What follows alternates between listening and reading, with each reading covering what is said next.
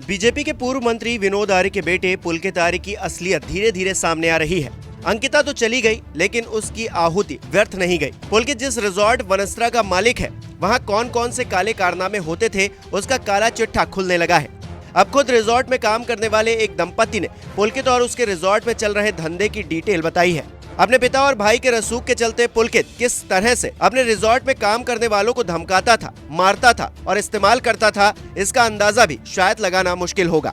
2 महीने पहले रिजॉर्ट का काम छोड़कर गए मेरठ निवासी विवेक और इशिता ने आरोप लगाया है कि रिजॉर्ट मालिक पुलकित आर्य महिला कर्मचारियों पर बुरी नजर रखता था, सैलरी मांगने पर मारपीट और चोरी जैसे आरोप लगाकर नौकरी से निकाल देता था।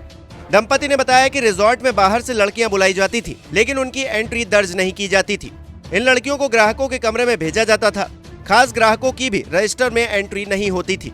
बिना लाइसेंस के शराब स्टॉक कर ग्राहकों को 2 गुने दाम पर बेचना भी आम था। ग्राहकों को चरस, स्मैक, गांजे की भी सप्लाई होती थी।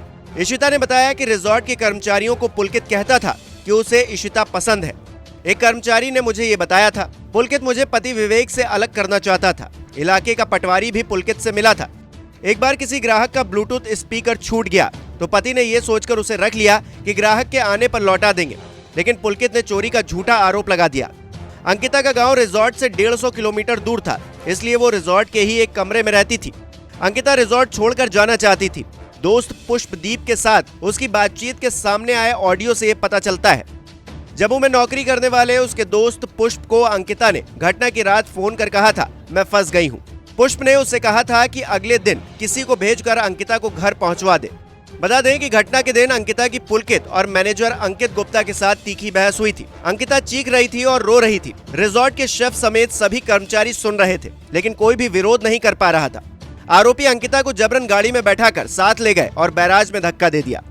अंकिता भंडारी की मां सोनी देवी ने प्रशासन से सवाल पूछा है कि बेटी के अंतिम संस्कार में इतनी जल्दी क्यों की गई। अंतिम संस्कार से पहले मैं बेटी को आखिरी बार देख नहीं पाई। तबीयत खराब होने के कारण वो अस्पताल में भर्ती थी। मां ने पूछा, क्या किसी का अंतिम संस्कार देर शाम को किया जाता है। मां का आरोप है कि प्रशासन ने धोखे में रखकर बिटिया का अंतिम संस्कार कर दिया। परिजनों का आरोप है कि अंकिता के पिता पर प्रशासन ने दबाव बनाकर अंतिम संस्कार करवा दिया।